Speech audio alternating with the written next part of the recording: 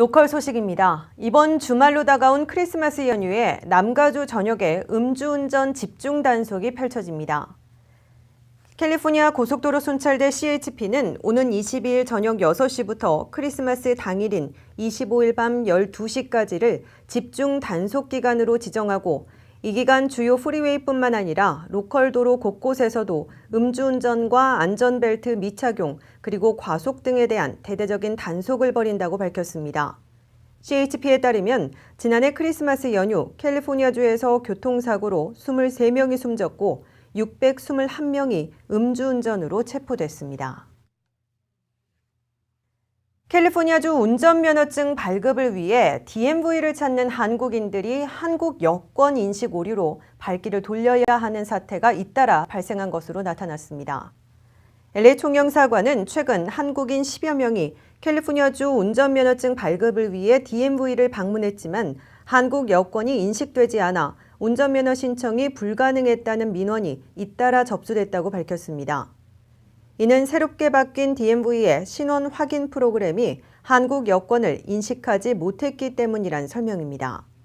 이에 대해 DMV 측은 신원 확인 시스템 오류가 있음을 확인하고 개선 조치에 나선 상태입니다.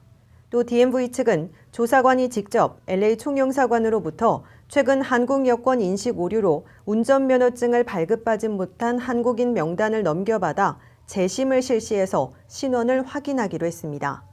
관련 문의는 LA 총영사관으로 하면 됩니다. 벤투라 카운티 지역 토머스 산불의 기세가 좀처럼 수그러들지 않고 있습니다. 소방당국은 하루 사이 다시 습도가 낮아진 데다 오늘 강풍이 불면서 진화 작업에 애를 먹고 있다고 전했습니다. 지난 4일 발화에 2주가 넘게 이어지고 있는 토머스 산불은 어제 오후까지 무려 27만 2천여 에이커 임야를 불태우며 캘리포니아주 역사상 두 번째 큰 산불로 기록됐습니다. 진화율은 이제 겨우 절반을 넘긴 55%에 그치면서 피해는 더 커질 전망입니다.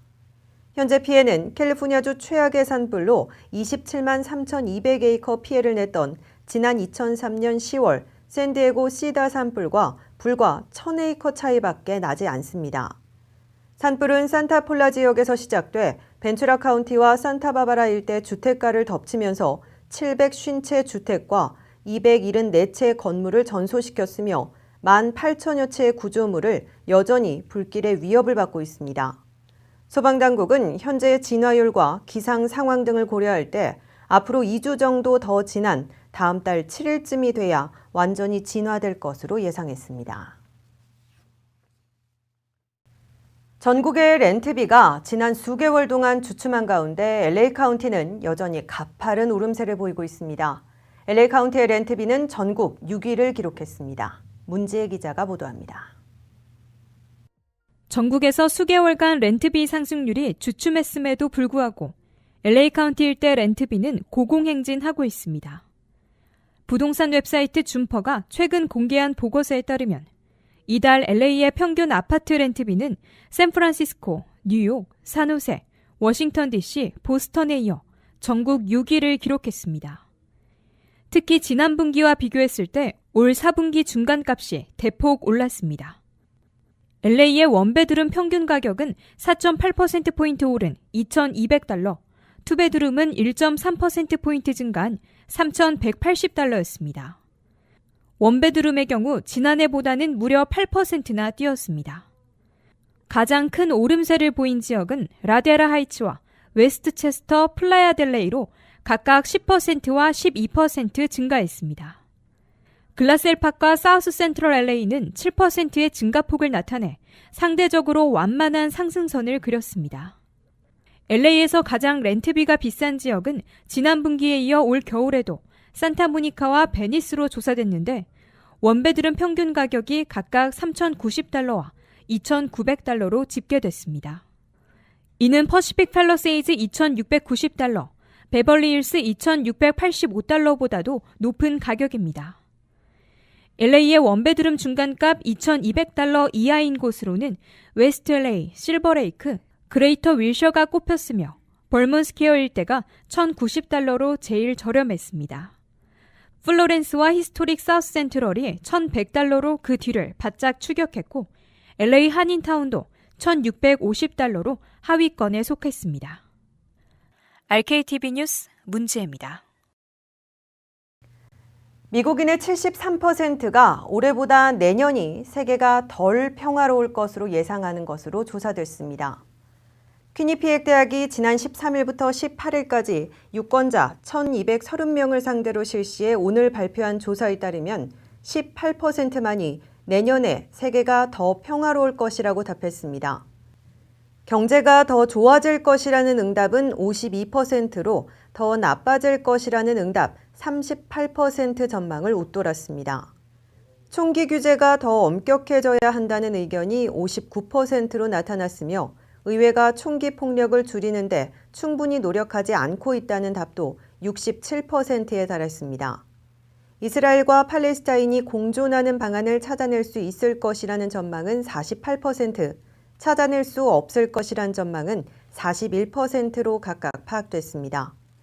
이와 함께 여론조사기관 갤럽이 지난 4일부터 11일까지 유권자 1,049명을 상대로 한 조사에서는 44%가 매일 잦은 스트레스를 받고 있다고 답했습니다.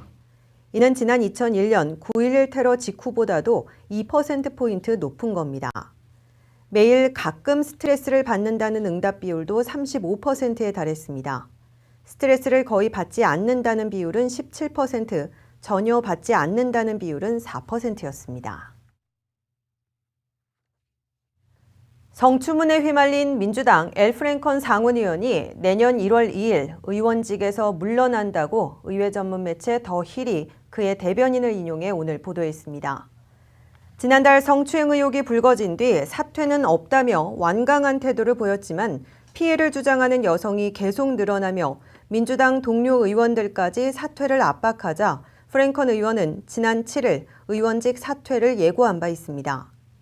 인기 희극인 출신인 프랭컨 의원은 지난 2006년 모델 출신 라디오 앵커 리앤 트위든을 성추행하고 2010년 미네소타주 박람회에서 30대 여성의 신체를 만졌다는 의혹 등에 휘말리면서 성적 피해 사실을 폭로하는 미투 캠페인 파문의 중심에 섰습니다. 다만 프랭컨 의원은 지난 7일 상원 의사당에서 한 연설에서 의원직 사퇴는 선언하면서도 성추행 의혹은 강하게 부인했습니다. 잠시 후 이슈 포커스가 이어집니다.